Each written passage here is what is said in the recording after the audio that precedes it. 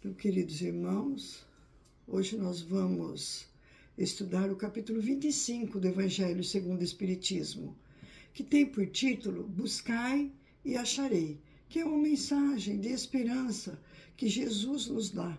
Tudo aquilo que nós buscarmos através da prece, ele diz, crede que vos será concedido por Deus. E vamos estudar o item 1, que tem por título Ajuda-te, que o céu te ajudará. Ele pede que a gente busque, mas ele quer que nós nos ajudemos também. Então, antes do início, nós vamos entrar em contato com o nosso Pai Celestial para nos fornecer o entendimento necessário para o estudo do Evangelho de hoje e para que aprendamos a colocar em prática esses sagrados mandamentos de Jesus. Vamos então elevando nosso coração e nosso pensamento a Deus, nosso Pai, nosso Criador. E vamos agradecer a Ele, primeiro, pela paternidade sem fronteiras, pela beneficência sem limites, pelo seu amor sem exigências. Pedimos que nos abençoe na nossa vida aqui na Terra, para que a nossa jornada seja de sucesso. E vamos dizendo, Senhor, sabemos que temos muito que aprender das suas santas leis escritas no Evangelho. São elas que favorecem o nosso crescimento, a fim de recebermos as irradiações do seu amor que quer a nossa felicidade. Muito obrigada, Senhor da vida, por nos ter enviado à Terra o seu Filho amado, nosso Mestre Jesus. E vamos agora nos dirigir a Jesus, para que Ele não nos deixe abandonados e que Ele permita com que utilizemos os recursos espirituais da prece e do estudo das Sagradas Escrituras. Ensina-nos, Senhor, outra vez, como ensinaste os seus discípulos, a orar com a alma e com o coração, sem que essa oração nos leve a repetições inúteis, sem compreensão, sem discernimento, a esperar, perceber, sem fazer esforços, e a confiar, sem intolerância. Ensina-nos, Senhor, a orar com amor pela vida e com sabedoria. Ensina-nos a aceitar o cúmplice, a vossa vontade, a vontade do nosso Pai que está nos céus, e não a nossa.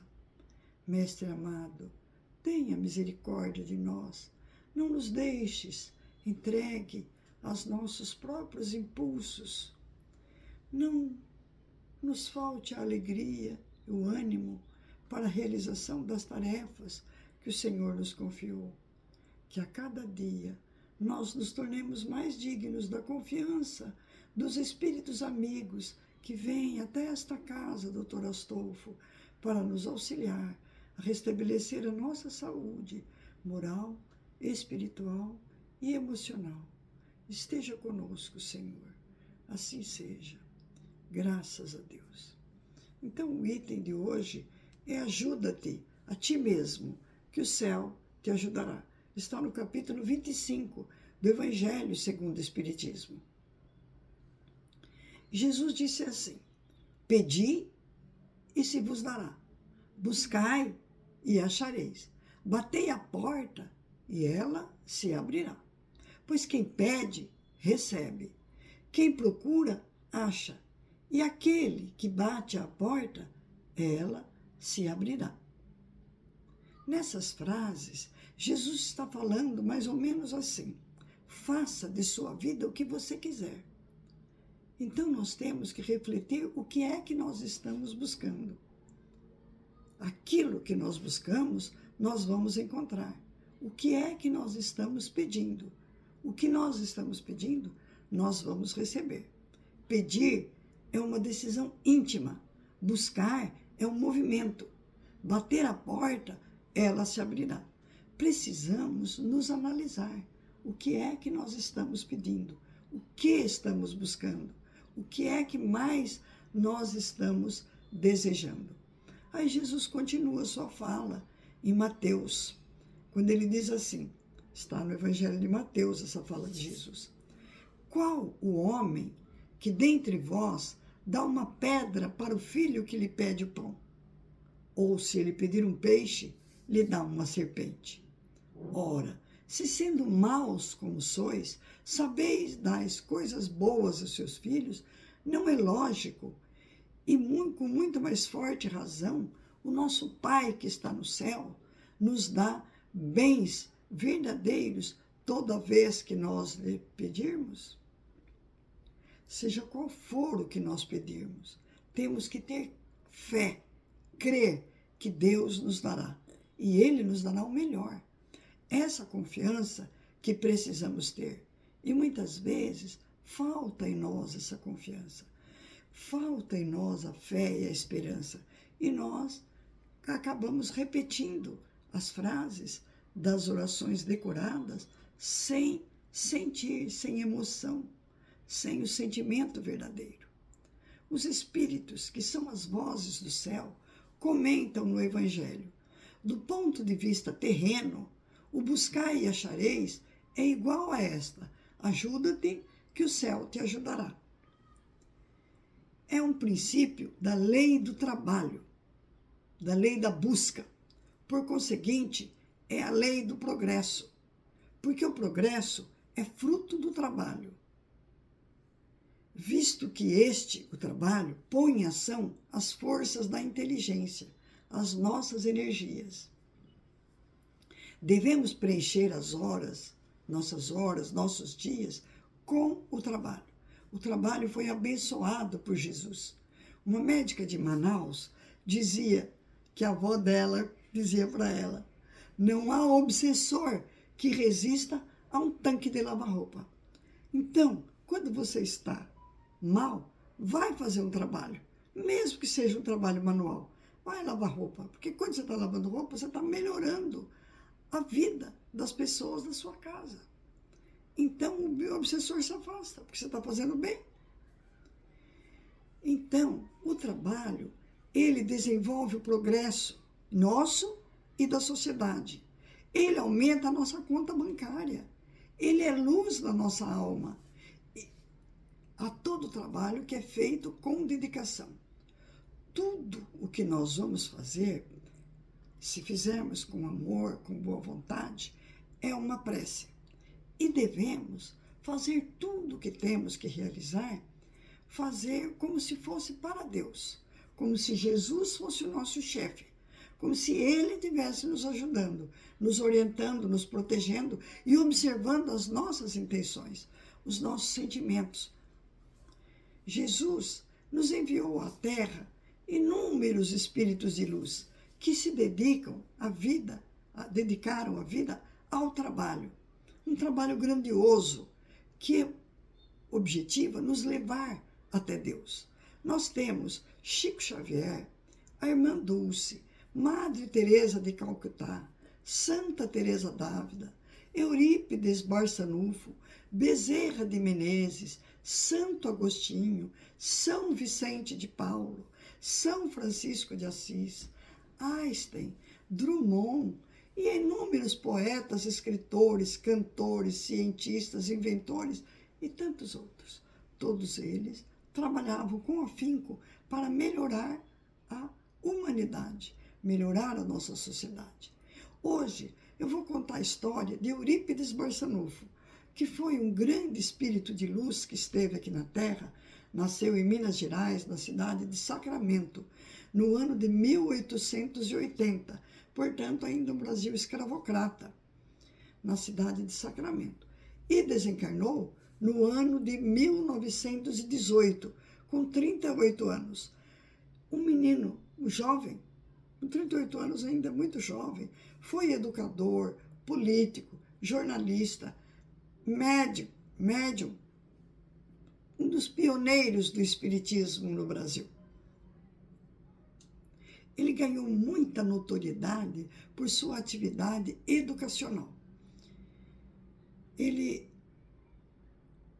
fundou um colégio lá em Sacramento, e ele dava um tratamento às crianças diferenciado do que era vigente na época, porque era o uso da palmatória. Ele não usava palmatória.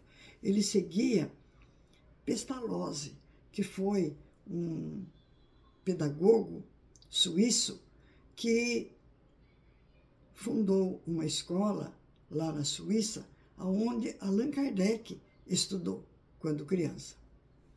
E ele transformou mais tarde esse colégio num colégio chamado Colégio Allan Kardec. E por quê? Porque ele era católico, ele trabalhava na Sociedade São Vicente de Paulo, era coordenador desde os 18 anos. Desde os 8 anos de idade, ele já dava aula de reforço para os coleguinhas no colégio onde ele estudava. Ele estudava no colégio chamado Miranda. E ele, desde os 8 anos, já ensinava matemática, português, as matérias que os alunos tinham dificuldade. Ele dava aula e auxiliava os professores. E quando ele sai do colégio, ele funda um colégio. Porque o Colégio Miranda era um colégio pago e não dava bolsa de estudos para alunos carentes. Ele fundou o Colégio Sacramentano, junto com mais 2 professores do Colégio Miranda.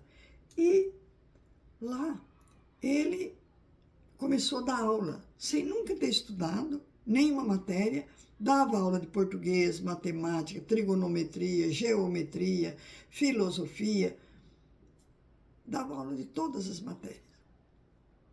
Aí, ele era muito bem quisto na sociedade. Quando ele completou 19 anos, ele foi aprovado para o vestibular de medicina, mas não tinha faculdade de medicina em Sacramento. Ele teria que viajar para São Paulo.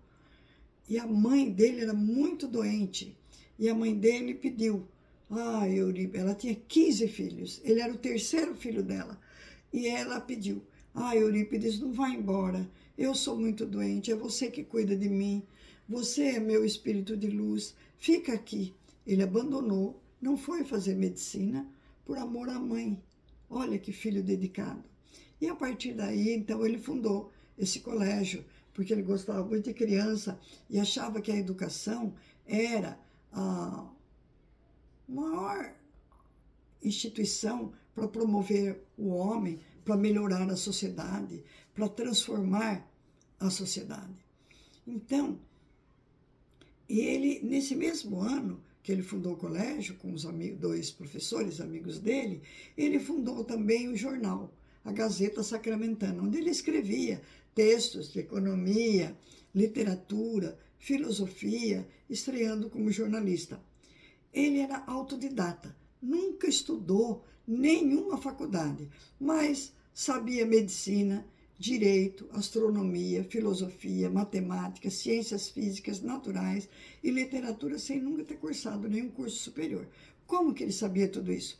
Ele arrecadou o conhecimento que ele trouxe de outras encarnações. Eu vou falar de 5 encarnações dele aqui, onde ele estudou, se preparou. E também lá na espiritualidade, ele se preparava. E aí, ele trouxe esses conhecimentos. Nós também temos conhecimentos acumulados. E por que não afloram esses conhecimentos? A gente precisa fazer uma faculdade para ele aflorar. Precisa ler o livro para aflorar, ocorrer o insight desses conhecimentos. Porque ele era uma alma boa, um espírito bom que não tinha maldade, não tinha egoísmo, não tinha orgulho. Ele venceu esses vícios, esses defeitos, e aí pôde aflorar o conhecimento que ele adquiriu em outras vidas. E aí, quando ele completou 22 anos, o pai dele falou, você é tão bem quisto aqui na cidade, se candidata para vereador, aqui precisamos de políticos bons, honestos, trabalhadores. Aí ele se candidatou. Em 1902, a vereador ganhou a eleição, exerceu 2 mandatos e fez muitos benefícios para a cidade. Trouxe luz elétrica para os bairros que não tinham, trouxe bonde elétrico, que a cidade não tinha ônibus Aí ele trouxe o bonde elétrico, não precisava gastar gasolina, e instalou água encanada e também fez um cemitério público. Então, nesses 8 anos, ele apresentou muitos projetos e melhorou muito a vida de Sacramento. Aí, um dia, ele teve um sonho. Ele sonhou que ao deitar na cama, ele subia, como se uma alavanca levasse ele para cima. E não parava de subir. Quando chegou lá na altura, ele viu uma planície toda verdejante, com lírios, cheia de flores. Parou.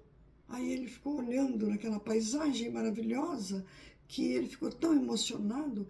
Aí, por uma vista assim, viu um homem lá no fundo. Não sabe por quê, ele caminhou em direção àquele homem. E quando ele chegou perto, era Jesus.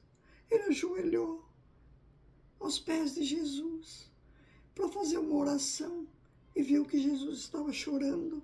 Aí ele falou: chora, Senhor, por que choras? E Jesus não respondeu. Chora, Senhor, certamente choras pelos que estão na terra e não conhecem o seu evangelho. Aí Jesus respondeu: não, meu filho, eu choro por aqueles que conhecem o meu evangelho e não praticam. Ele levou um choque, aí sentiu que estava caindo, acordou na cama. Era um sonho verdadeiro que ele teve com Jesus. A partir desse dia, ele falou: não, eu tenho que trabalhar para a sociedade. Eu tenho tantos conhecimentos. Aí fundou uma farmácia ao lado numa salinha do colégio e começou a estudar as ervas. Ele tinha muito conhecimento das ervas e começou a fazer tratamento. Naquele tempo, a medicina era muito pouco desenvolvida, não tinha tantos remédios, e ele passou, então, a fazer remédios para todo mundo. E aí, um dia, ele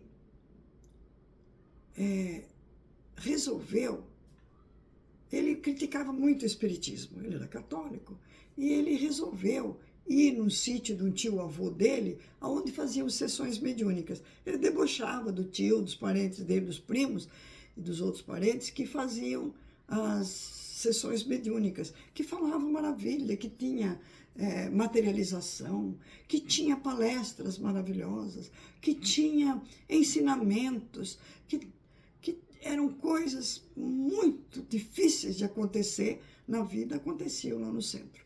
Aí ele resolve ir lá na Fazenda Santa Maria, do tio-avô dele. Chegando lá, um tio dele deu de presente para ele um livro de Léon Denis, chamado Depois da Morte.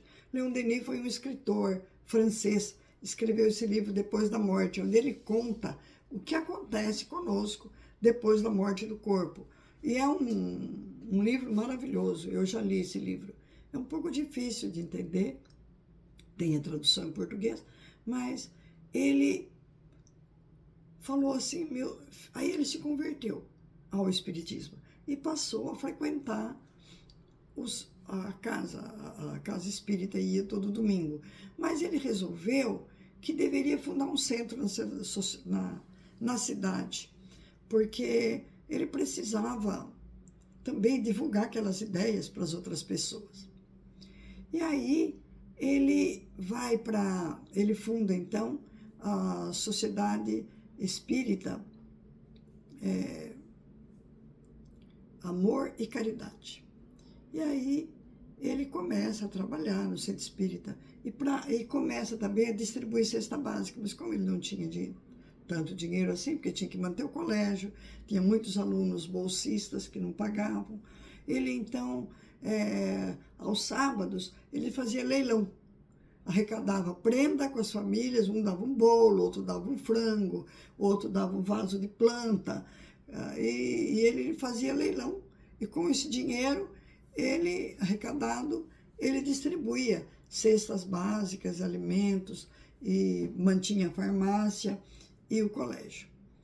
Aí, ele funda essa sociedade espírita e vê que médiuns analfabetos, que no ano de 1900 e 1902, 1904, não tinha escola.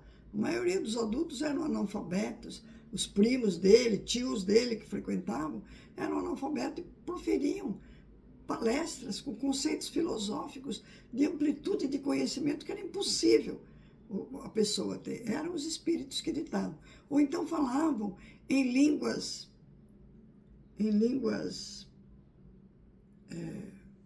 estrangeiras, em francês, em espanhol, português.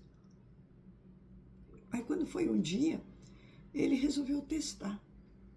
Ele falou, se é verdade que os mortos podem vir se manifestar aqui, se esta é uma casa de Deus, que João Evangelista, o discípulo amado de Jesus, venha aqui e explique as bem-aventuranças. Aí um primo dele, que era analfabeto, fez uma explanação maravilhosa sobre as bem-aventuranças. Aí ele se convenceu.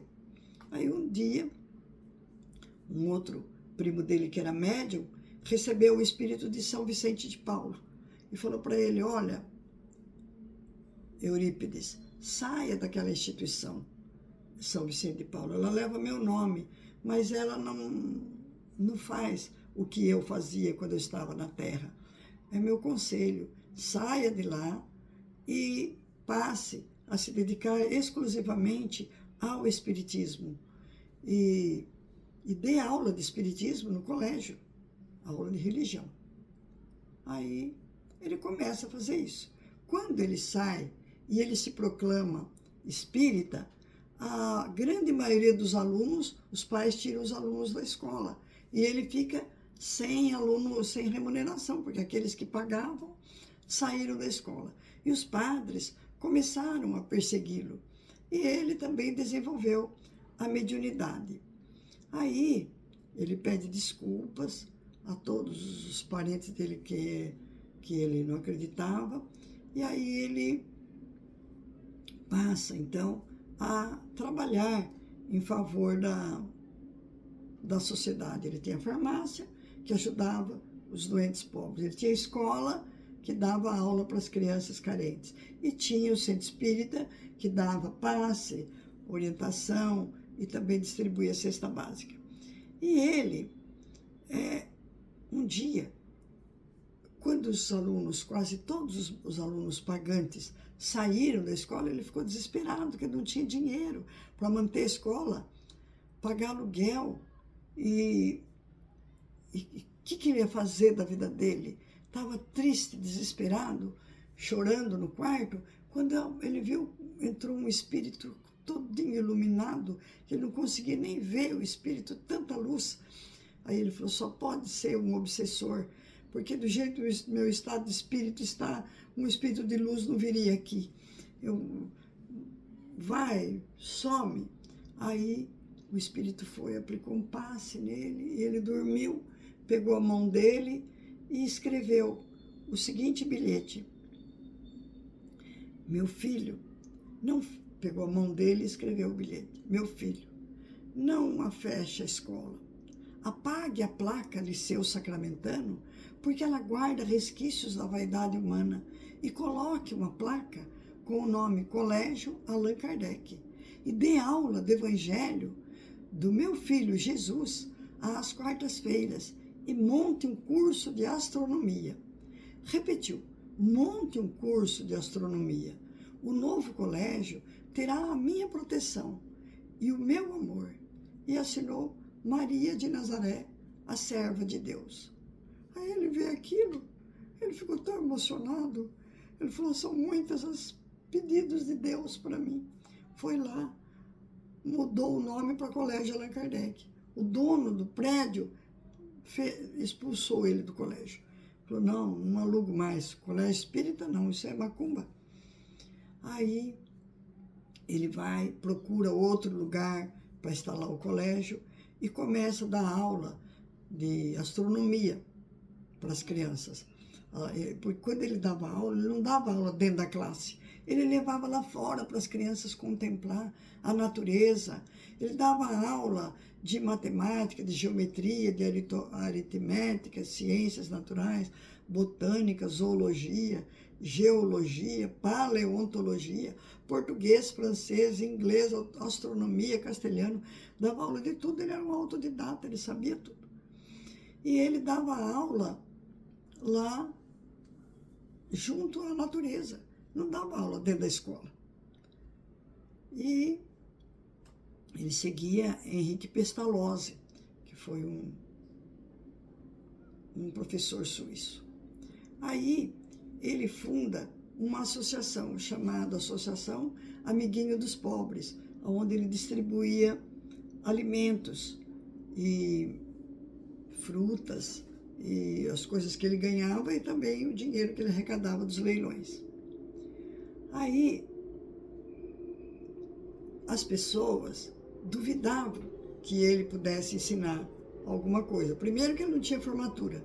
Segundo, que a maioria era criança que vinha das favelas, dos cortiços, dos alagados, dos pobres, que não tinham conhecimento dentro de casa. Falou, eles não vão aprender nada, esse colégio aí está fadado a fechar.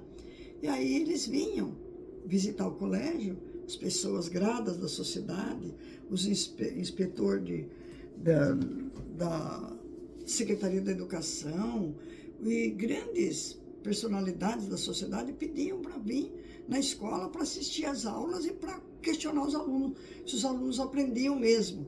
E questionava, chamava um aluno, fulano, conta para mim a circulação do sangue. O moleque entendia o aparelho circulatório inteirinho, desenhava, explicava.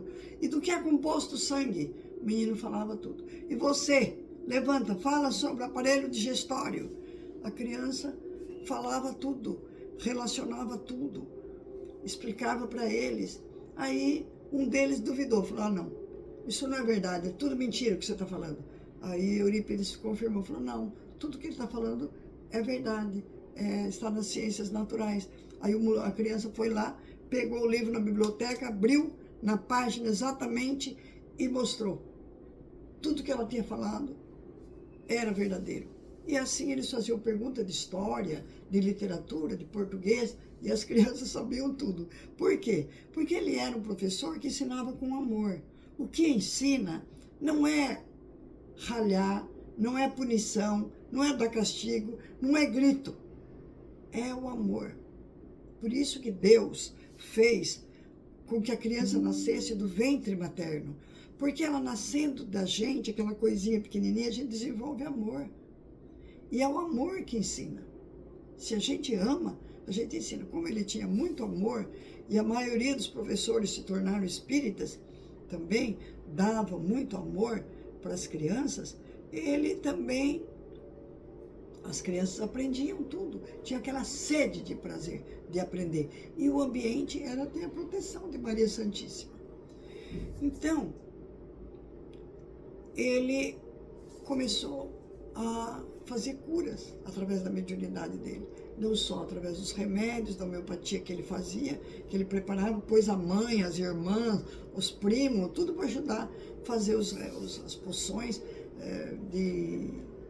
de homeopatia, dava para as pessoas, mas fazia cura também, bastava ele pôr a mão, fazia um passe e fazia cura. Quando foi um dia, ele perguntou para um tio dele que morava no sítio, ô tio Mariano, aonde que mora o senhor Carlos? Aí eu falei, por que você quer saber? Esse senhor Carlos era uma pessoa que tinha lepra e morava no meio do mato. Eu falei, eu sei, é no caminho tal. Por que você quer saber? Eu falei, porque faz 3 dias que ele não come e não bebe. Ele não consegue levantar da cama. Nós precisamos ir lá urgente. Aí ele foi. O tio ensinou, levou ele até lá. Ele foi, levou um farnel de lanche, de comida, feita de água, leite, e foi. E dava na boca para ele, que ele não conseguia levantar, e o homem reviveu. Pior, ficou curado da lepra. E a lepra não tem cura, não tinha cura. E esse seu Carlos ficou curado e passou a morar na cidade, trabalhar e frequentar o centro espírita do, do, do Eurípides Barçanufo. Então, ele tinha uma premonição, uma mediunidade muito grande. Aí tem um senhor chamado Almir Salomão Jacó, que conta no livro da Egorina Cunha que o pai dele ficou curado de, como é que chama a doença mesmo? Icterícia. Icterícia é uma doença que dá acho que era o fígado, e a bilis esparrama pelo fígado, a pessoa fica toda amarela. E o pai dele já tinha mais de 60 anos e estava doente, foi lá no centro espírita e Eurípides Barçanufo curou, ficou curado. Aí tinha um rico fazendeiro que tinha 2 filhas, a filha mais velha, e chamava Amália, e a segunda que chamava Dulce. Aí, quando a Dulce foi ter nenê, ela casou-se, quando ela, no parto, ela passou muito mal, porque o nenê estava virado, a parteira não conseguia fazer. Aí ele veio buscar Eurípides. Aí Eurípides falou assim, para ele, quando o fazendeiro chegou, olha, você fez o parto da minha filha Amália, eu quero que você vá fazer o parto da minha filha Dulce, porque ela está passando muito mal, o marido está desesperado. Aí ele falou, não, eu já fui lá e já fiz. Falou, como você foi? Se eu estou vindo agora da casa dela, por onde você foi? Ele estava dando aula e ele tinha uma mediunidade chamada bicorporeidade. E o espírito dele saía, ia lá, fazia o tratamento, falou, pode ir que a Dulce, a criança, está passando bem. Falou, eu não acredito, eu quero levar o senhor lá. Aí pede licença para os alunos, ele passou uma lição para as crianças fazer, pôs o bedel para tomar conta e foi lá na casa da Dulce com ele. Quando ele chegou lá, a Dulce disse assim, ai, doutor Eurípides, o senhor não precisava voltar. E eu estou muito bem, o nenê também. Olha, papai, o nenê já, como está bonito. Falou, meu Deus, como pode? Eu não acreditei, o fazendeiro falou. E chamava Frederico Peiró, um milionário que tinha lá. E aí aconteceu. Quando foi um outro dia, ele estava dando aula e ele falou para os alunos, escuta, está vindo um senhor aí, um marido, e ele está vindo a cavalo. E ele vai chegar aqui, quando ele entrar, vocês levantem e cumprimentem ele. Aí o homem chegou esbaforido, bateu na porta, entrou, todas as crianças levantaram, seja bem-vindo. Ele falou, pelo amor de Deus, Eurípides, vai salvar minha mulher, o parto está difícil, as parteiras não conseguem. Eu falei, eu já fui lá e já fiz o parto, ela já está passando bem, ela é a criança. Eu falei, eu não acredito, como o senhor foi? Se eu estou vindo de lá agora, como que o senhor foi? Ele falou, não, eu tenho uma mediunidade que chama desdobramento e bicorporidade. Enquanto eu dava aula, meu espírito foi lá e fez a cirurgia. E pode ir que ela está bem. Eu falei, eu não acredito, na frente de todos os alunos. Aí ele falou, aí ele foi junto, o marido desesperado, pensando que a mulher ia morrer. Aí foi, chegando lá, a mulher falou, doutor Eurípides, por que o senhor voltou? Ele era apelidado de doutor, porque era como médico. Por que o senhor voltou? Não precisava, nós estamos passando bem. Olha, meu bem, falou para o marido, como o nenezinho está lindo. Aí, o pai, chorando, pegou a criança, abraçou o seu Eurípides e prometeu ajudar. Aí tem um outro caso também, que está nas biografias dele, tem mais de 20 biografias dele. E eu peguei um episódio de cada uma. Então teve um senhor que morava na fazenda e a mulher estava muito doente, passando muito mal. Aí ela disse para ele, vai lá na farmácia do Eurípides, pede um remédio para mim, porque eu não vou aguentar até a noite. Eu estou passando muito mal, muita dor, muita febre. tem cura meu mal, só o Eurípides. Aí ele foi. Ao invés dele ir, foi galopando até a cidade, resolveu parar no bar para beber uma. Começou a beber pinga, adormeceu. Aí lembrou, nossa, eu vim aqui em Sacramento buscar o remédio da minha mulher. E agora, o que eu faço? Já é noite, eu preciso ir embora. Aí pegou uma garrafa vazia lá do bar, pagou o bar e foi. Montou no cavalo, foi quando chegou no regato, lavou bem a garrafa, encheu de água do rio e levou para ela. Falou, olha, aqui é o remédio do Eurípides. Você toma de duas vezes por dia, uma xicrinha. E a mulher começou a tomar o remédio. Passado. No dia seguinte, a mulher já estava um pouco melhor. Aí falou para ele, vai bem, buscar outro remédio, porque esse remédio melhorou, mas eu ainda estou muito mal. Eu não aguento levantar da cama. Aí ele foi. Chegando lá, na farmácia do Eurípides, falou com ele e falou assim, olha, eu vim buscar um remédio para minha mulher. Aí o Eurípides falou para ele, nunca mais faça isso. Pegar uma garrafa de pinga e encher com água do rio e usar meu nome.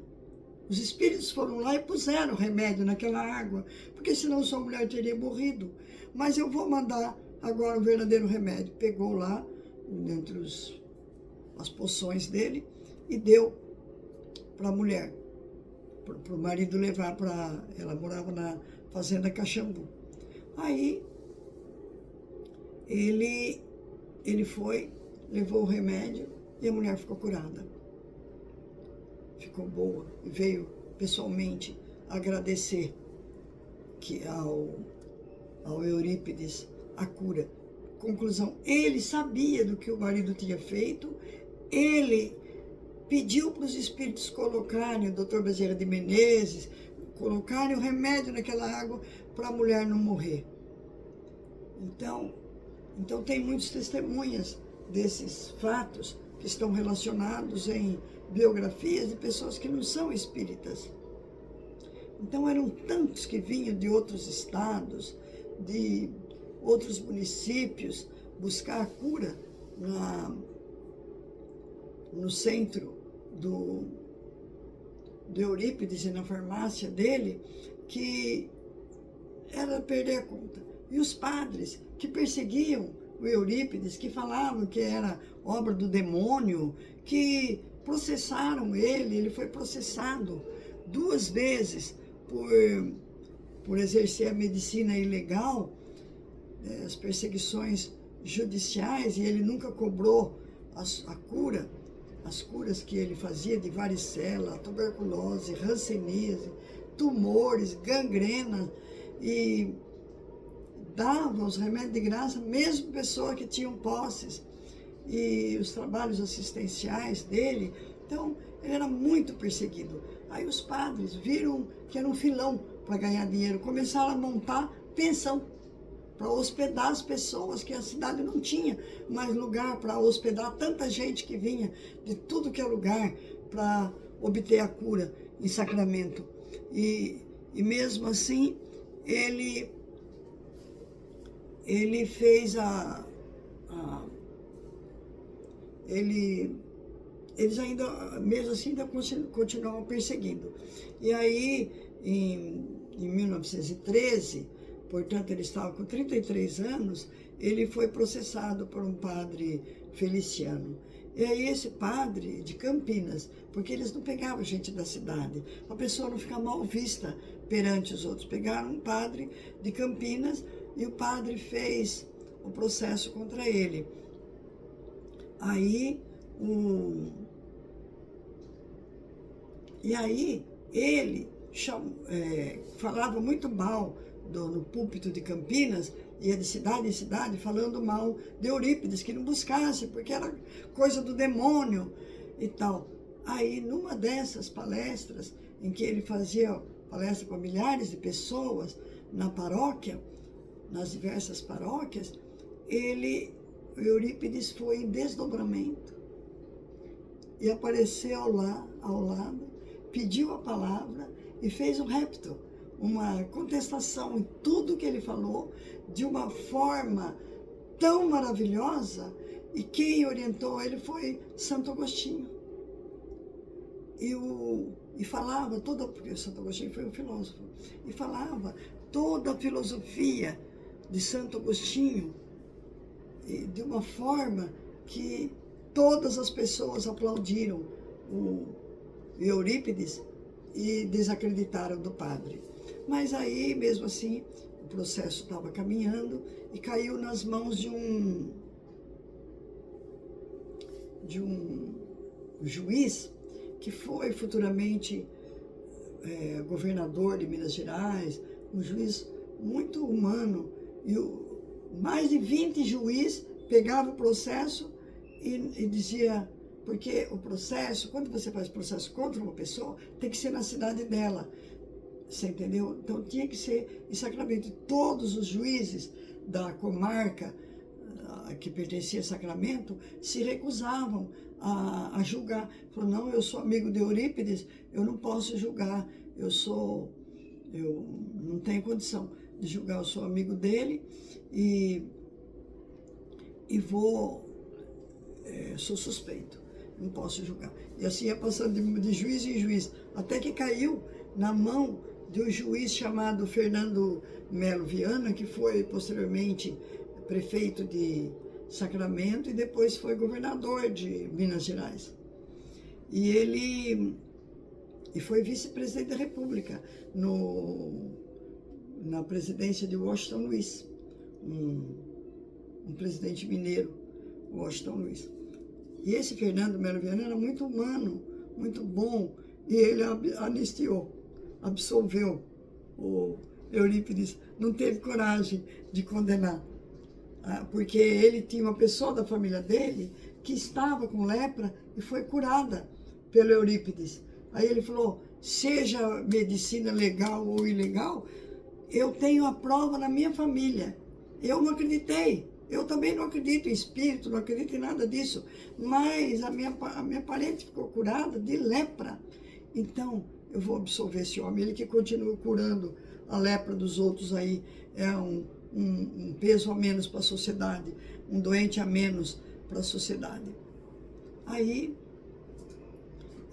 todas as pessoas que foram testemunhar, não tinha testemunho de acusação, só tinha testemunho de defesa de Eurípides. Aí ele foi absolvido. E assim foi absolvido também de outros processos que processaram ele, porque ele não era professor e dava aula, que ele não era farmacêutico e receitava remédio, e assim por diante. Aí ele passou a ter o apelido de o apóstolo do Triângulo Mineiro, o apóstolo da caridade. E aí deu uma gripe espanhola que assolou o Brasil inteiro, e ninguém no Brasil tinha cura para a gripe espanhola, só ele.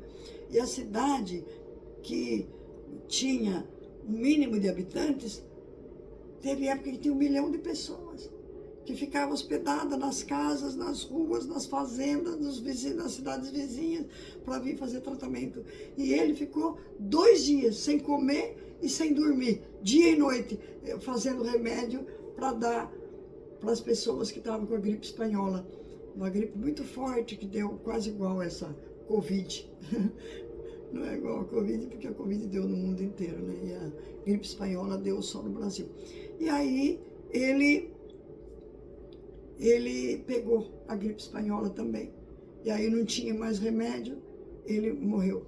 Aos 38 anos, São Vicente de Paulo veio, falou para ele, sua missão está concluída, Eurípides, você pode descansar, que você vai ser recebido por Jesus aqui no céu. E aí ele escreveu, além de tudo, ele escreveu 2 livros. Um que chama Os Novos Rumos da Medicina, onde ele fala do tratamento espiritual e o tratamento homeopático. E escreveu um outro livro chamado A Psiquiatria em Função da Reencarnação. Aí ele fala que a psiquiatria, ela precisa fazer uma regressão de memória para tratar dos problemas que a pessoa traz da outra vida. Então, nas outras vidas, nós fomos assassinos, criminosos, pessoas más, de má vida, e aí nós trazemos as sequelas, o sofrimento, as perseguições, e ele explica isso nesse livro chamado A Psiquiatria em Função da Reencarnação. Depois eu vou dar o nome dos livros que contam a biografia desse espírito de luz que foi Eurípides Barçanufo. Agora, eu queria falar um pouquinho sobre as encarnações anteriores dele. As encarnações de Eurípides Barçanufo. Antes de nascer Jesus, ele se reencarnou na Samária. Samária é uma região que hoje pertence a Israel, né? Os samaritanos, que tinham os samaritanos. Ele era patrício romano, mas o pai dele trabalhava lá na Samária, porque a Palestina era colônia de Roma. Então, os romanos iam para lá trabalhar a serviço. E ele foi, e lá ele nasceu. E ele era muito bondoso, já antes de Cristo. Ele era muito bondoso. Ele lutava pelo fim da escravidão. Ele não aceitava que o homem pudesse escravizar um outro homem. Então, ele, desde criança, ele começou a seguir a seita dos essênios, que era um grupo religioso que tinha na Judéia, que era um grupo que esperava Jesus. E está escrito num livro chamado A Grande Espera. E nesse livro, desde os 19 anos, o Marcos, que era uma reencarnação de Eurípides, já era dirigente do centro religioso dos essênios. E aí um dia ele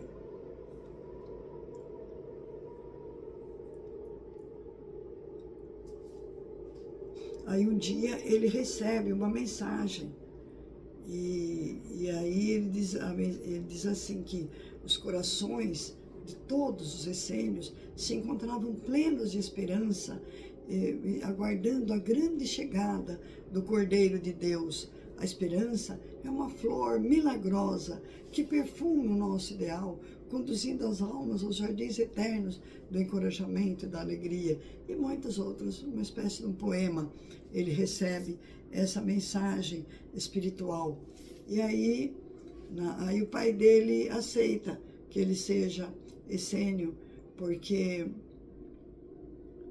aí quando Jesus nasce, ele conhece Jesus. E ele viu aqueles olhos maravilhosos de Jesus cintilando, ele se ajoelha aos pés de Jesus e fala que ele agradece muito a chegada de Jesus na terra e agradece a Deus ter permitido que ele visse Jesus. E ele passa, então, a seguir Jesus. E Jesus fala assim para ele: Marcos, repousam em seus ombros grandes fardos de trabalho delicados que você e seus companheiros têm que realizar.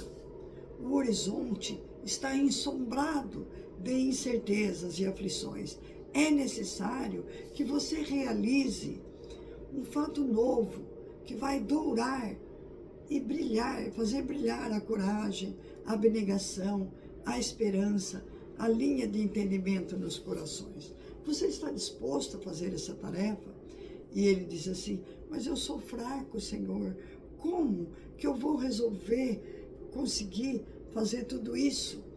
Aí Jesus responde para ele: aguarde dos céus a necessária mercê para que eu garanta a você a iluminação necessária para a rota que você tenha que percorrer.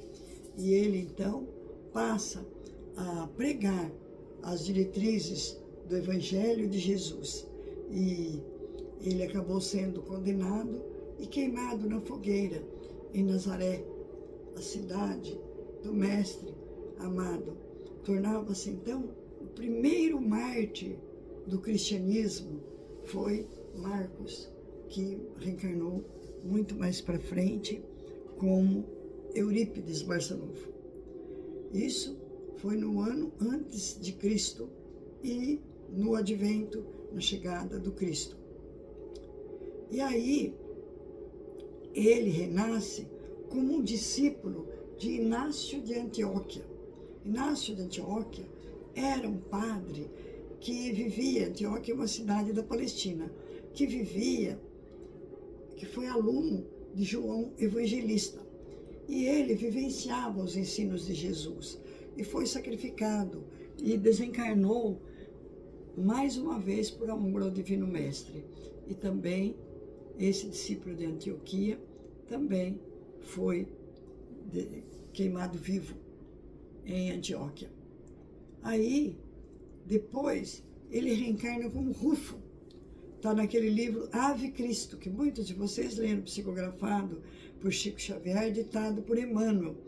Esse Rufo reencarnou 200 anos depois de Cristo, portanto, no ano de 200. Ele era um escravo em Roma, e aí ele foi transferido para a região das Gálias, onde hoje é Lyon, a cidade de Lyon, onde nasceu Allan Kardec. Porque as Gálias, que hoje pertence à França, naquele tempo pertencia a Roma. E ele atestou a sua fé em Jesus por muitas vezes. Ele era um escravo cristão. E ele se nega a efetuar um juramento aos deuses romanos. E ele proclama claramente, dizendo assim: eu sou escravo, mas sempre servi aos meus senhores com lealdade e dedicação. Mas meu espírito é livre e somente a Jesus eu reconheço como um verdadeiro Senhor. Está no livro Ave Cristo. Sob essa influência, o Questor Quirino, que era um representante do imperador romano, chamou então todos os senhores das Gálias, da região, para condenarem os escravos que fossem cristãos à morte. E assim, ele foi mais uma vez queimado vivo como cristão. E aí diziam para ele assim: se você renegar o cristianismo, nós te soltamos, você volta a ser escravo, e sua mulher e suas filhas não vão sofrer nenhum tipo de prejuízo. Mas se você continuar dizendo que é cristão, nós vamos, além de matar você, nós vamos vender a sua esposa e suas filhinhas como escravas. Aí, escolha. Aí ele disse: não, a minha fidelidade a Jesus não tem preço. Eu vou seguir a Jesus. E assim, ele foi assassinado. Ele disse: não temo a morte, não temo a escravidão da minha família. E aí, nesse momento, ele escuta Maria de Nazaré dizendo para ele: nesse instante, nós vamos influenciar o comprador da sua mulher e seus filhos para respeitá-las. E aí, na frente dele, eles vendem para um fazendeiro vem e já se candidata a comprar e fala para o escravo Rufo: vai em paz, tua família vai encontrar uma família lá na casa da Aquitânia. Aquitânia é a cidade dele. Vai em paz, que eu também sou cristão. Eu vou respeitar a sua mulher e suas filhas, e elas vão ter uma vida digna. E aí ele é queimado vivo. Aí depois, no ano de 1741, ele se reencarna na Suíça, como Joan Lavater. Lavater foi um dos grandes pioneiros da educação no mundo. Ele era auxiliar de Pestalozzi e ele, com Pestalozzi, fundaram o Instituto de Educação em Verdun, na Suíça, muito conhecido dos espíritas, porque foi lá que Allan Kardec estudou quando criança. E essa amizade entre os dois fez com que ele era um dos conselheiros de Pestalozzi. Aí, como ele dava uma educação cristã, ele era cristão muito dedicado, ele foi exilado na Basileia, uma cidade exílio, e lá ele também foi assassinado em 1801. Então, eu contei essa história para que as pessoas também conheçam um pouco desses espíritos missionários que vieram ao nosso planeta para nos exemplificar o amor a Cristo acima de tudo, o amor ao próximo, o amor à educação, o amor à medicina, aos cuidados médicos que nós devemos ter. Esses espíritos, então, são todos eles enviados por Deus para melhorar a vida aqui na Terra.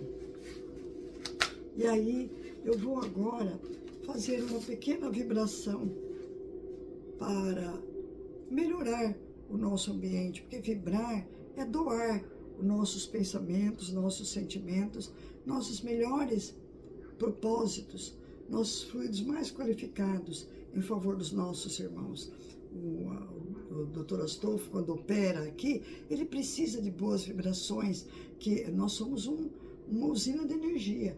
Quando a gente pensa, quando a gente fala, a gente emite energia, e ele precisa dessas energias para restabelecer a saúde, a cura das pessoas que estão sendo atendidas lá em cima. Então vamos vibrar. Lembrando que vibrar não é pedir, vibrar é amar em pensamento.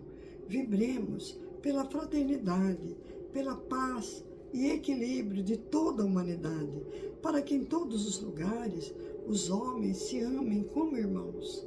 Vibremos pelo nosso planeta, mentalizando muita luz, a luz que emana do coração de Jesus, envolvendo o nosso planeta, e que essa luz possa envolver e abençoar todos os espíritos ligados ao nosso planeta, encarnados e desencarnados, também a nossa mãe natureza e os animaizinhos.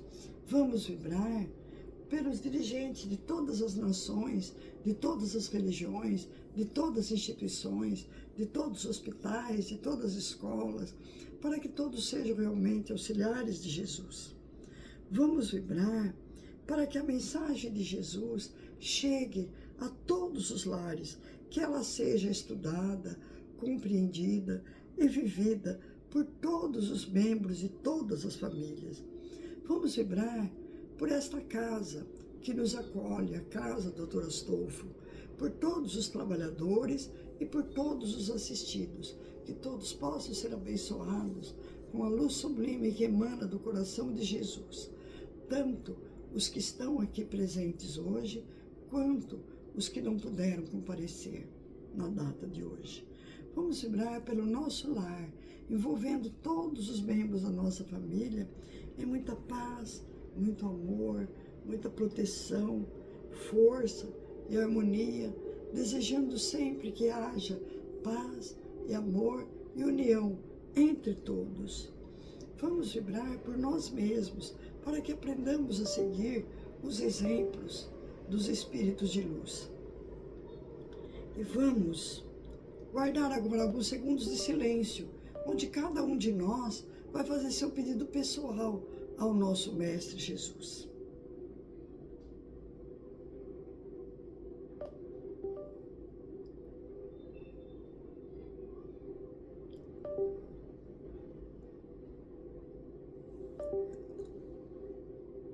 Graças a Deus, vamos agora dirigir a Deus, nosso Pai, uma prece de agradecimento por tudo que Ele nos deu, por tudo que Ele nos dá.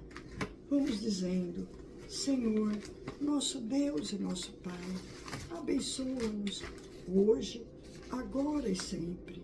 Nós estamos aqui em busca da cura das nossas doenças físicas, morais e espirituais. E queremos que os seus abnegados mensageiros nos acompanhem durante toda esta semana, nos orientando, nos ajudando, para que também nós possamos ajudar, que nós aprendamos a ajudar para que o céu nos ajude e a pedir as coisas certas para a nossa vida. Graças a Deus. Muito obrigado a todos. Que Deus abençoe.